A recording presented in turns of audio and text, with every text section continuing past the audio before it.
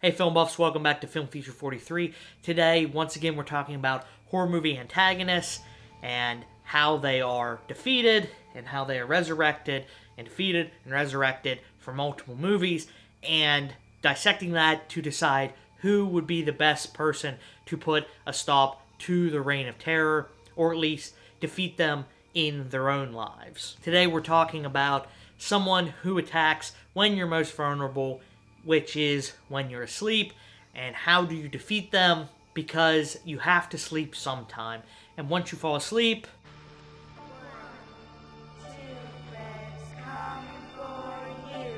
that's right, we're talking about horror movie juggernaut Frederick Charles Krueger and how he was defeated in his own films and who's going to be able to stop him. So like my last video, we're looking at the life, but mostly death, of Freddy Krueger, and to start, we need to kind of determine who Freddy Krueger is.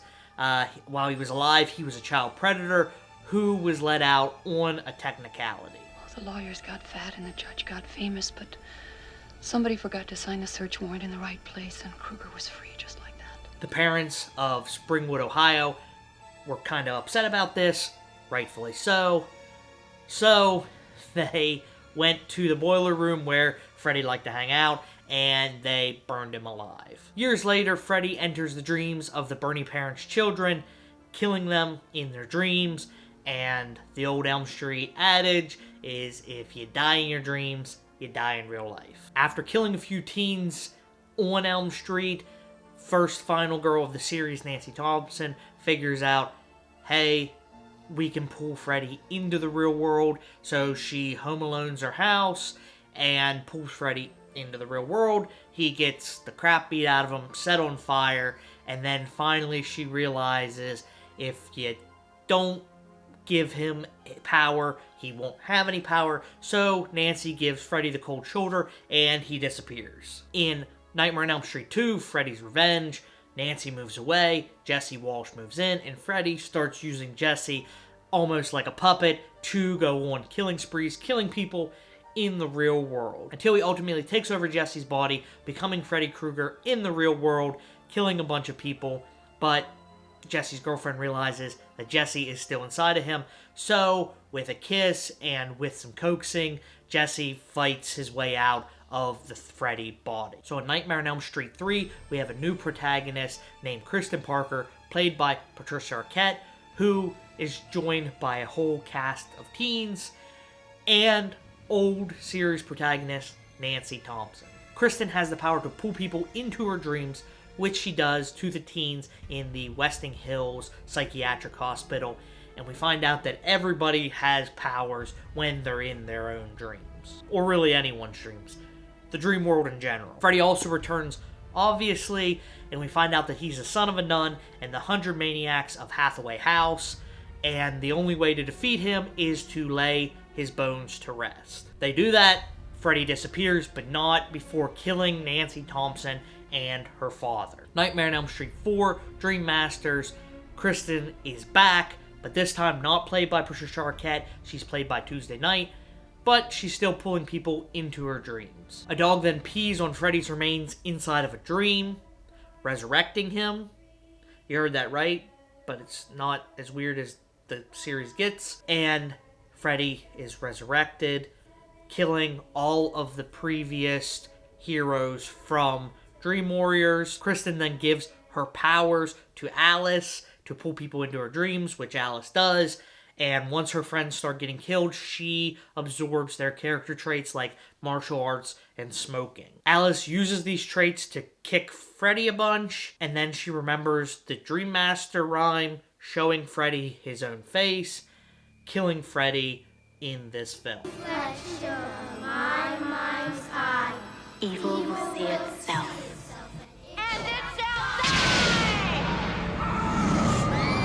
In Nightmare on Elm Street 5, Dream Child, Alice becomes pregnant, and through the dreams of the sleeping baby, Freddy is reborn, and he starts killing people through the dreams of the baby, and is feeding the baby those people's souls, or something like that, just so the baby can grow up to be just like Freddy Krueger. They find Freddy's mother, named Amanda's body, who was the nun that was impregnated by the maniacs of Hathaway House, and she appears in the dream world, encouraging the now 8-year-old baby of Alice named Jacob in the dream world to attack Freddy. Freddy then turns into a little evil baby himself and is absorbed into the stomach of Amanda, where Jacob turns into a baby and is absorbed into the body of Alice. Yeah, I told you, it gets very strange. Nightmare on Elm Street 6, Freddy's dead. Freddy is back somehow, but he has no power because there are no teenagers left in Springwood except one named John Doe, so he can't leave Springwood to find new victims. And by he, I mean Freddy, not John Doe. So Freddy sends John Doe out to bring him back, teens, into Springwood to give himself power. It is revealed that Freddy is a dream demon with these weird dream sperm things in his body that gives him the power to keep coming back. And he has a non-dream demon daughter who, together with some friends, pull Freddy into the real world and they blow him up with a pipe bomb. And we see his head vomit out another head, which vomits out the dream demon sperm things, ultimately killing this continuity's Freddy Krueger. Kids. That was the last mainline Nightmare on Elm Street film. We then got Wes Craven's New Nightmare, which was a meta-take where Robert Englund and the original cast play themselves, playing parts in a new Nightmare film that Wes Craven is creating. And we find out that there's actually a dream demon from centuries ago that is taking the form of Freddy Krueger, and the only thing that's keeping him in the dream world not killing anyone is Freddy from the Nightmare on Elm Street films. Now that the Nightmare on Elm Street films are done, Wes Craven's trying to make a new one to keep the Dream Demon at bay, and successfully does so. And the Dream Demon is Hansel and Gretel into a giant of John Saxon, and Heather Langenkamp also returned for this film. So it was just like one big reunion, and you even get Wes Craven cameos throughout. It actually was, to me, one of my favorite Nightmare on Elm Street films, but that kind of ends this continuity altogether, kind of wrapping it up. We get Freddy vs. Jason, where Robert Englund returns, and Freddy really doesn't die. He gets decapitated at the end, but he winks at the camera, kind of saying, hey, I'm not dead. And then we have the reboot of A Nightmare on Elm Street, which is a lot darker, and it's confirmed that Freddy is a pedophile in that version, and again, he's not killed at the end, so there's not really a death for us to count in that regard. We do find out that Freddy is afraid of fire because he was killed by fire in Freddy vs. Jason, but that doesn't really help us for our purposes. So with all the deaths laid out, it's really hard to find a way to kill Freddy Krueger permanently. I guess you could say fire if we're looking for a protagonist, and we could bring Charlie McGee from Firestarter, which is kind of like a horror-adjacent movie, and say that she catches Freddy on fire with her mind.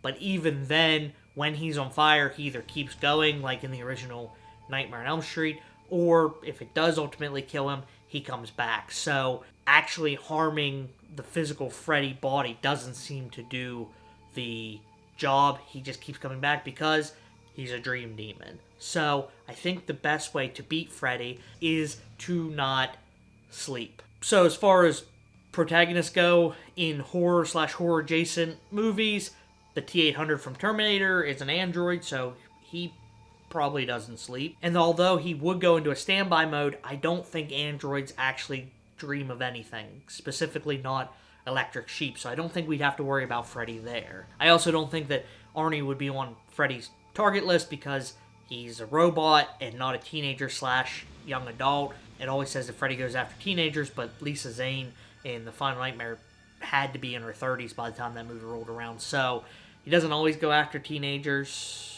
at least not real-life teenagers. But then again, he's not going to be a target for Freddy Krueger, so we need to find a different way to beat Freddy, because we're not gonna stay awake forever. While I was doing research, I came across a film theory video about beating Freddy, and they came to the same conclusion I did. Not sleeping is not a possibility, but you can not dream to beat Freddy. No dreams, no Freddy. Realistically, the vast majority of our dreams, and pretty much any dream you'd actually remember, takes place during rapid eye movement, or REM cycles of sleep. In the films, they use hypnoseal, which stops you from dreaming altogether. Film theory's solution was Monoamine oxidase inhibitors, also known as MAOIs, which are antidepressants or drugs that people take for PTSD or anxiety and things like that, and that has been shown to reduce your REM sleep or completely eliminate it in some circumstances, which would also eliminate your dreaming. MAOIs usher in neurotransmitters like serotonin and norepinephrine, which actually stop REM sleep from happening, so they would be the ultimate way to stop or completely eradicate, in some cases, in some studies, your REM sleep, keeping Freddy at bay. Unfortunately, in my research, I couldn't find any horror movie heroines or heroes that are on antidepressants, so I had to keep digging. Although antidepressants weren't very common in horror movies, one thing that I did find that works very similar to antidepressants, which is tetrahydrocannabinol, or THC, where almost everybody knows is the psychoactive ingredient in marijuana. I actually learned a lot when researching this.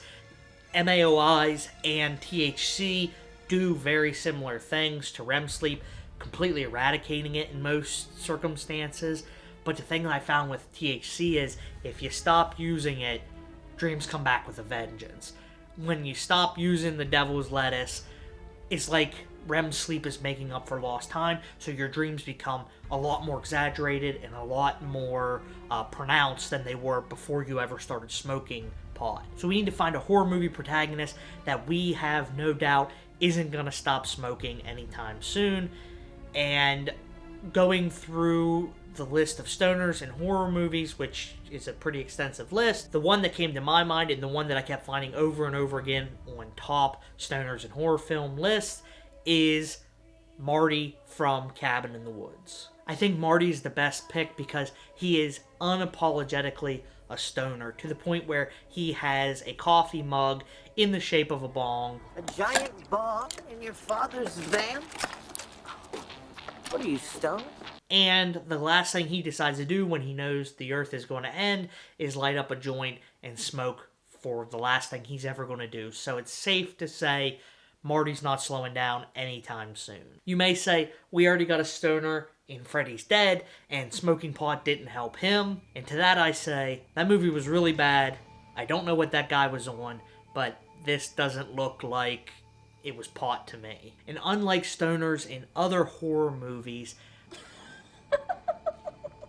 Marty actually acts like a believable stoner. And where smoking pot or doing drugs in general in other horror movies will get you killed, it actually helps Marty in Cabin in the Woods to overcome the mind warfare that's happening in the cabin. Whatever he's smoking is kind of blocking him from being controlled by the control room in Cabin in the Woods, and he's able to call out the stupid things that other people are doing that are horror movie tropes. This isn't right. We should split up. We can cover more ground that way. Yeah, good idea. Really? So, smoking pot for him is actually a good thing in his respective universe, and he's actually more realistic than almost any other stoner that you're going to get in a horror movie, because they want to show you that smoking pot is a bad thing.